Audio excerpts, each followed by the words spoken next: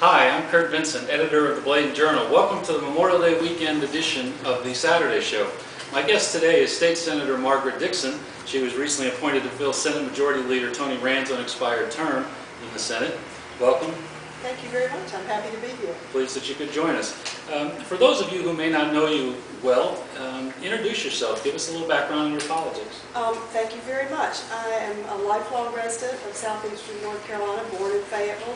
I've been there most of my life except for college and one or two early jobs. I worked in television in Raleigh for a while, but I've been here ever since and married to District Court Judge John Dickson in Fayetteville. We have 3 grown children.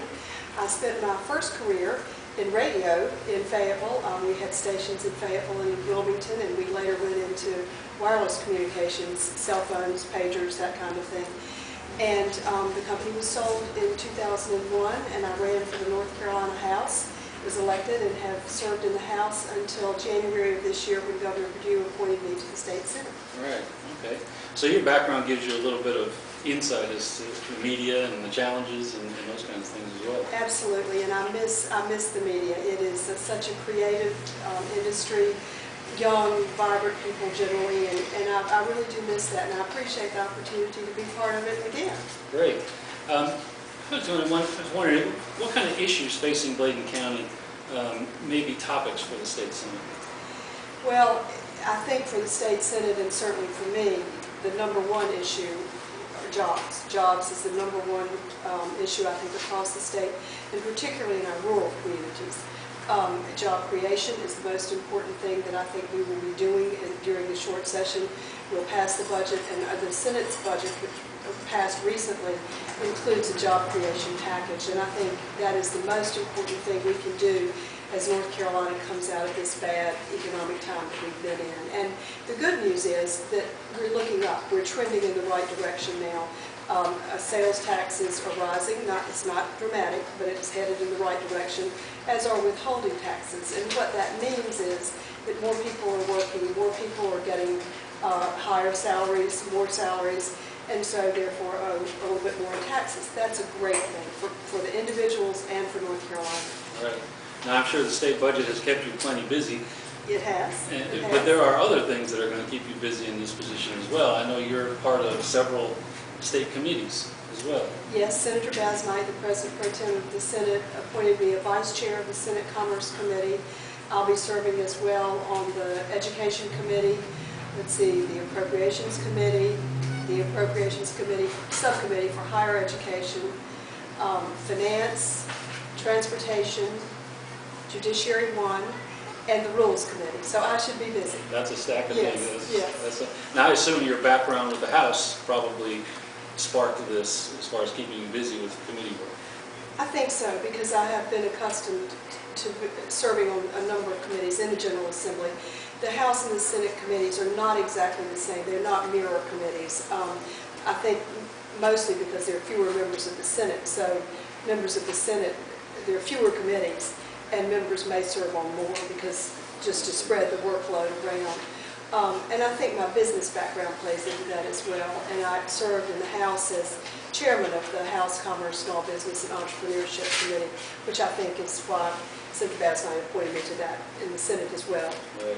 Now, you did mention the state budget, and one of the priorities, especially from the Senate, is job creation in the state.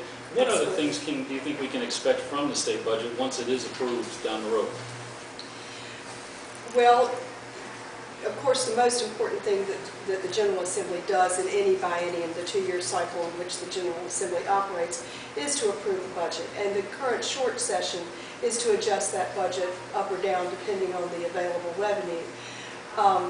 Revenue, as all North Carolinians know, is very tight, and there are cuts in the Senate budget, and there will be cuts in the eventual budget that is adopted and signed by the governor.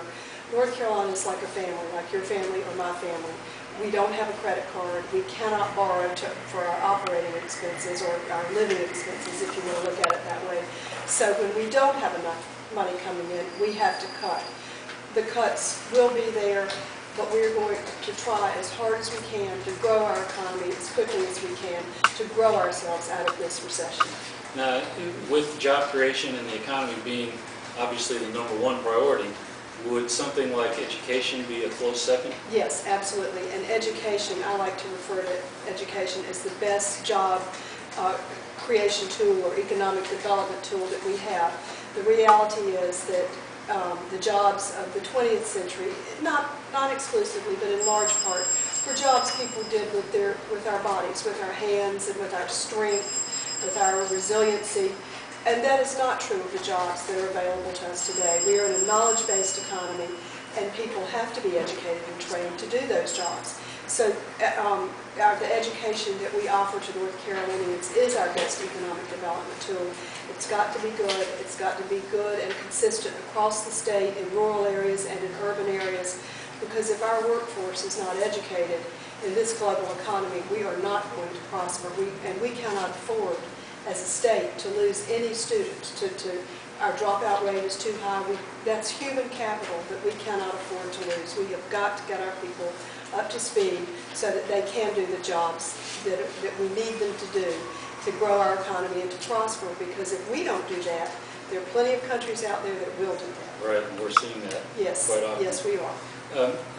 You'll be facing a challenger in November during the general election, and we may have talked about some of these things already, but what issues do you think will arise during that campaign leading up to November 2nd?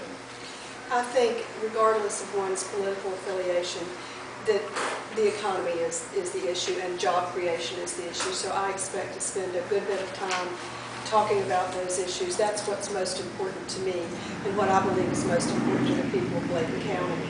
And so that's where my focus will be. You know, the elections in the fall this is the American way. This is how we choose our leaders.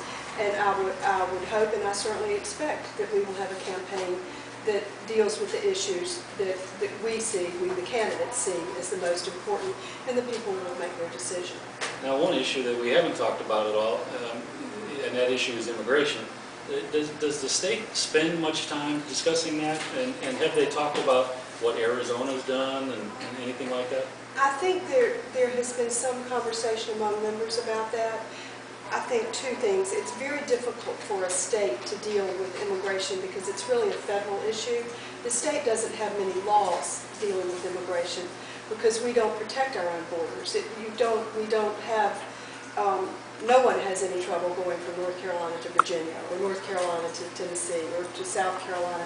So the state has never been in a position to enforce any of those immigration laws. So that's a very difficult topic for all states, including North Carolina. The other part of that, I think, is that the budget is such an overriding issue, and getting our economy going again is so important that I don't believe the General Assembly in the short session will deal with many policy issues such as immigration or anything else. I don't mean to single that one out.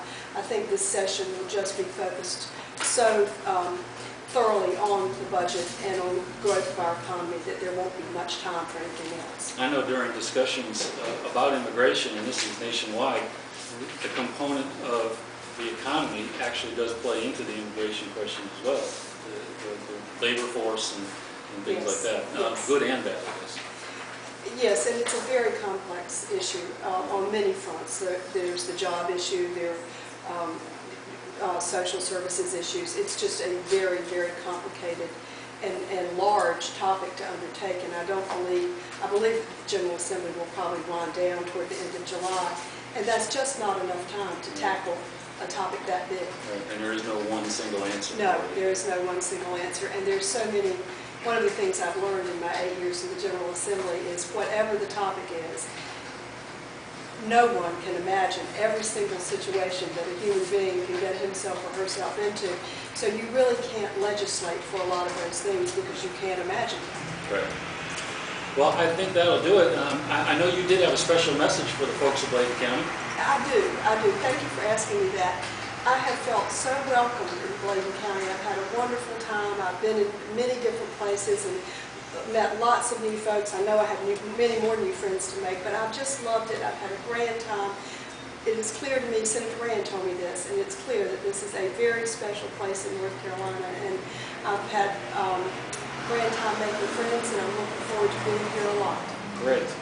Well, Senator Dickson, I appreciate you joining us here. Thank you for having me. I really appreciate it. Thank you. I appreciate it. Thank you for joining us on the Saturday show. You all have a good week.